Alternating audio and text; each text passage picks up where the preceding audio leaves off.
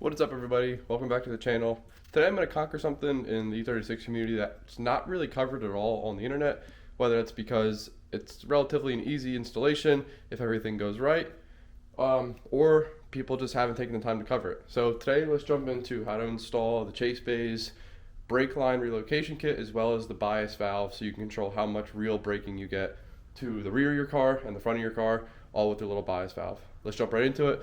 But first, I just kind of want to discuss a few things that I figured out before installing this that kind of might help you in guiding your decision. So as you can see, these are my rear brake lines. They ran obviously all the way from the front to the rear. They're what connect all the way down up against the firewall, and then that all goes into the ABS, which is normally right here. And that's the other big section I want to talk about, is the ABS delete for these cars. If you can't tell already, this is a purpose-built drift car.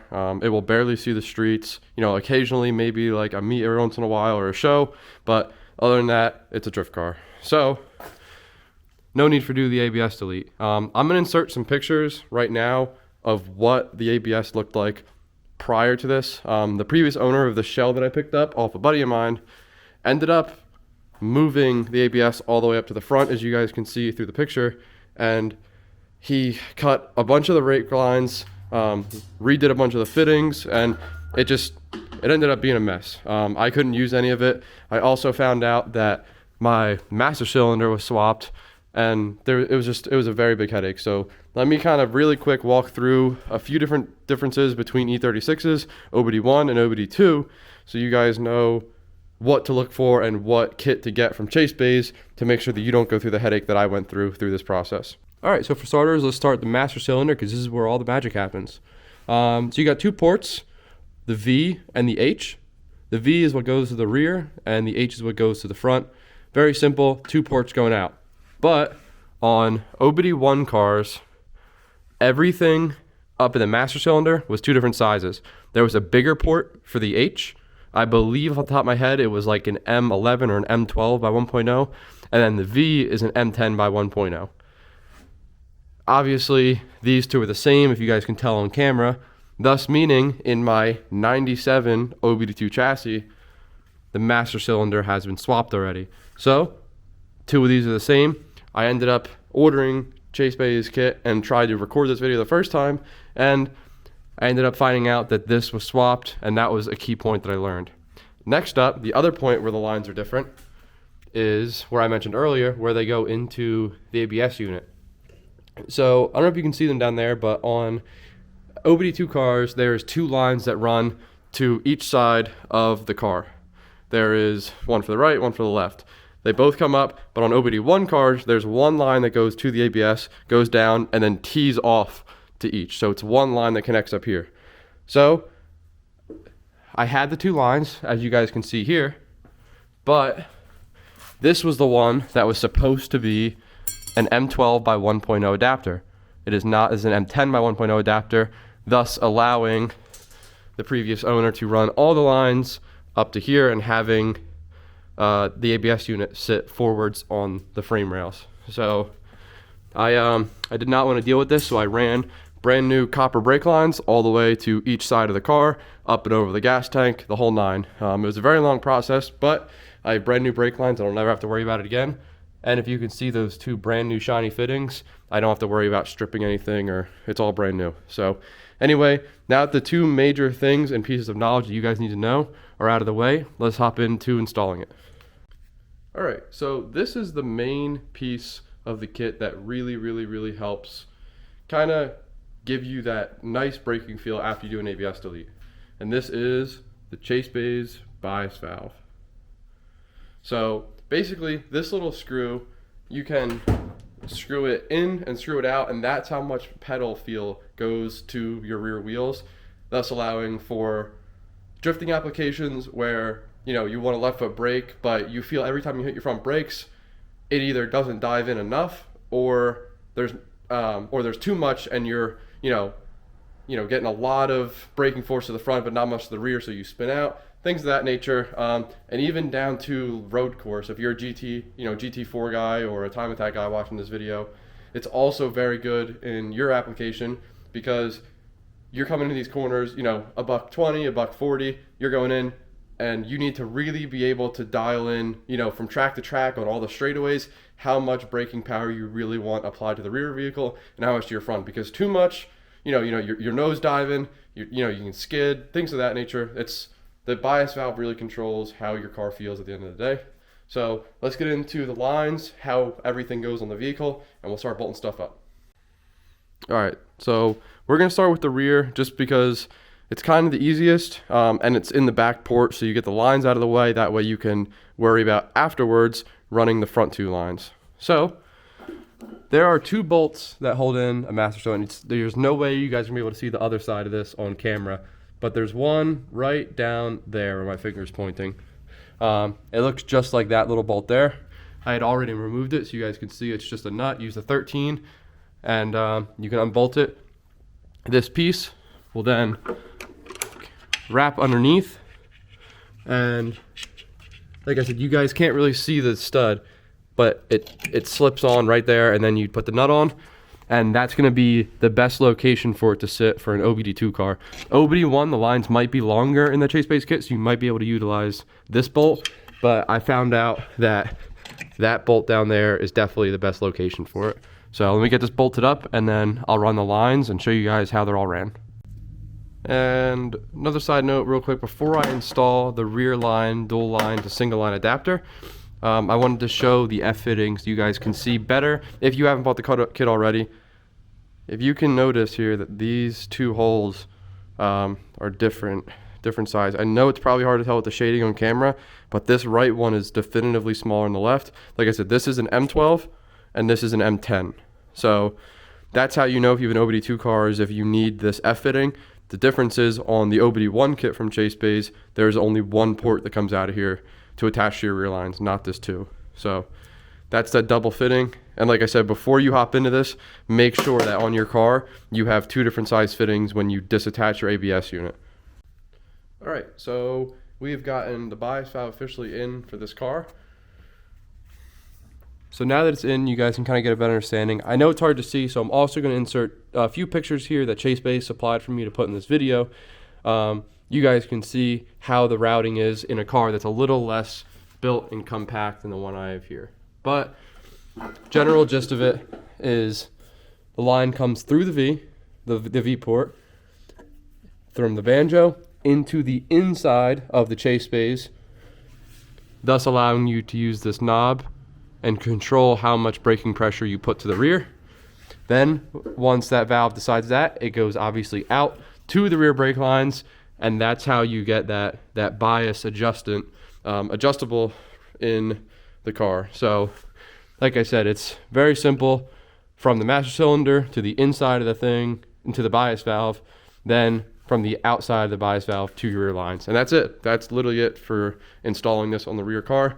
It can be a little tricky going to the 2 rear lines.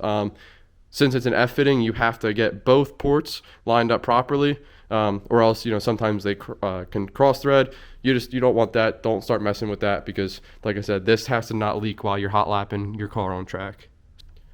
All right, so you remember in the beginning of the video when I mentioned that the 2 master cylinder ports were a little different? Well, thankfully for you guys, I ordered the wrong stuff. So I'm going to show you real quick the old stuff and the new stuff that Chasebays just sent me on exactly how different these ports are. So these are the 2 different adapters that go into the T-fitting that's going to run out of your master cylinder, but we'll get to this in a sec. Let's focus on these 2 ports here. So as you can see, the outlets are exactly the same. That's what's going into here. It's a -3 AN. That's what this exact fitting is. Then in here you can see there are 2 different style ends. So like I said, this will not thread into here. I know it looks very similar on camera, but it does not. This will not work if you order for the wrong master cylinder. So say you're in a situation like me where you have an OBD2 chassis with an OBD1 setup and OBD2 brake line, like it's a whole mess. Now you guys know that in your cart, all you have to do is add the adapter that's on Chasebays website. They have this for sale. It was like $3. I had to purchase it. But it was like $3, and that got shipped here, and now I'm able to install these front lines. So I'm going to get this screwed on into here, and then we're going to get the front lines going. All right, so now that we're ready to install the driver's side and passenger side front lines, let's discuss the two separate lines. So you can see there is a very obvious length difference. On the website, the pictures don't show how long these lines are. So when I was purchasing it, I was confused if this was just running to the factory front lines that run from side to side. I wasn't sure what happened, but this is a relocation line that allows you to tuck the lines, and that's clarified in the description. So as you can see, the longer side is, for at least US cars, our master cylinder is on the driver's side. So this longer line is what's going to run across the chassis to the passenger side wheel well. And this line here is what's going to very shortly go from under the master cylinder down into the wheel well, so it connects to my other Chasebays stainless steel braided line that connects to the caliper. So this car is going to be fully Chasebays equipped when we're done, and I'm very excited to have no leaks, all my fittings AN secured, and everything of that nature. Like I said, even down to my hydro inside is the Chasebays dual caliper kit that goes to my Seems Legit garage, adapters, and my Willwood calipers. So this car is going to be fully decked out. I should have no leaks and no issues because this stuff really is high quality. So that's great. Let's get the front ones all good.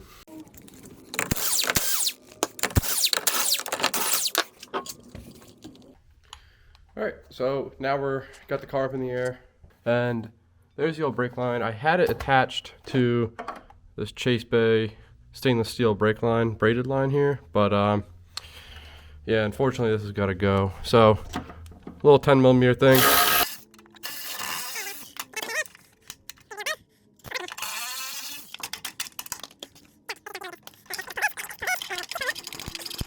And give it a little pull, and there she is. That's it. So that line came up through a hole way down there and parked itself right next to about that blue sticker. So yeah. Oh, it just spewed brake fluid everywhere, but that's out. Time to get a good brake line into the junk pile. All right, so I attempted filming that, but I needed two hands to feed the line up and through. So let me just show you what I did, and hopefully you guys can get it. So here's the T. Like I said, this is the side that I'm having. You can flip this 180, whatever works best for you. But as of now, I have this running down. And like I said, there's no way you're going to see down there. That's why I needed two hands, because it'll come through the factory location, down inside here, and then the line will run out to the back and go up in here. Now you can utilize, I know it's going to be hard to see, but there's a little clip right here. Their sizing is very snug. It does actually clip in. And then I have my wheel arches cut, so I'm gonna have a little hole here. So you could zip tie that up, put a little rubber grommet that clamps, and then you can, screw it to the wall to keep it. But basically just route this thing up and out of the way so that your wheel, any sort of debris, especially when you're drifting on your full lock, you don't want this thing anywhere near the contact patch of your wheel. So get that up and out, and that's where this extra length really comes into play, because you can tuck it all the way up top if you really want to, because it still connects. So like I said, that's a huge added bonus to this. Now it's going to be the exact same thing on the other side, so I'm just going to do the work, try and get this hard line out. If I notice any sort of tips or tricks or basically anything to make this job easier, I will let you know. All right, so I got the other line out. Just wanted to show you guys how I did it. I don't think there's any way physically possible to get this thing out in one shot without pulling the engine or extremely bending the lines. So as you can see, I had cut it in 3 different sections. One, I cut back up against the firewall, because all the brake line does is come out of here, connect to the to the firewall, and then down to the wheel well. That's all it has to do. So I cut on that side of the engine, this side of the engine, pulled the straight piece out, and then I took each little section out one by one, and that's how I got that out. Like I said, I don't think there's physically any other way possible with your engine in to get this giant line out by itself. So let's go get the line in, see how well that goes. All right, so we've officially wrapped up putting the lines in the car, putting the visors out in the car. So let me once quickly go over where all I put all the lines, how I ran everything, and just one final look at how it is so you guys know exactly what you're doing with all the information I provided you in this video. So quick recap, as I mentioned earlier, the H and the V. V is for rear, H is for front. You got the banjo bolt that goes to the V. That's what controls the bias valve, which controls the rear of the car. I can't show you how those lines are again just because there's so much stuff going on here now.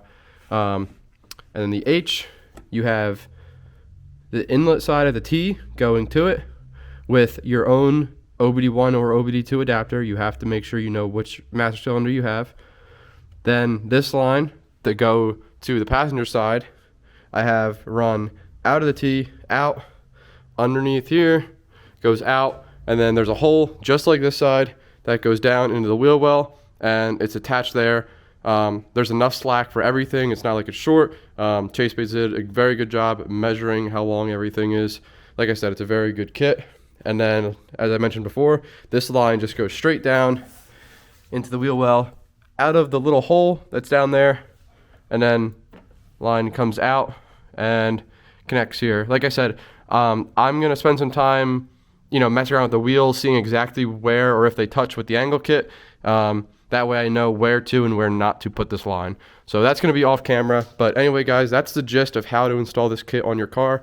I hope this video helps somebody out, because I was going through a lot of, I wouldn't say headache, but a lot of back and forth trying to figure out, why my master cylinder was different than the kit, why my brake lines were different than the kit. So if any of this looks like your car, just go out and double check before you think about ordering this, and just make sure that nobody tampered with your car before this, because I know the E36s, a lot of them are drift cars right now.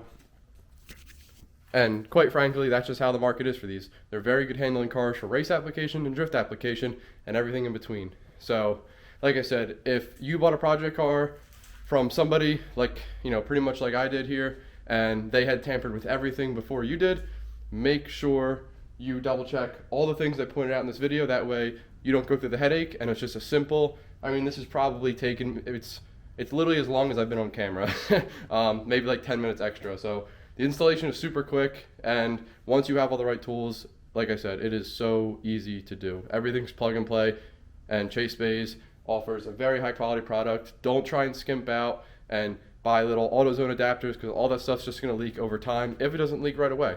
So anyway, guys, I hope you enjoyed. Like I said, I hope this helps somebody out. We're going to have a S52 E30 swap coming on the channel soon, and then we're also going to have more turbo S52 E36 drift car. This one, I'm going to have more content for this coming out, whether that's, painting it, just talking about the kit in general. This is the CX kit.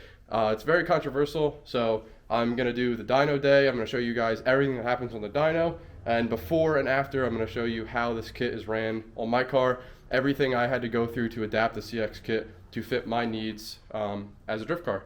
So anyway, guys, like I said, I hope you enjoyed this video. I hope this helped you out, and if it did, just leave a like, comment, and subscribe. It's all I can ask for, and yeah, it'll really help me out. So I'll see you guys in the next video.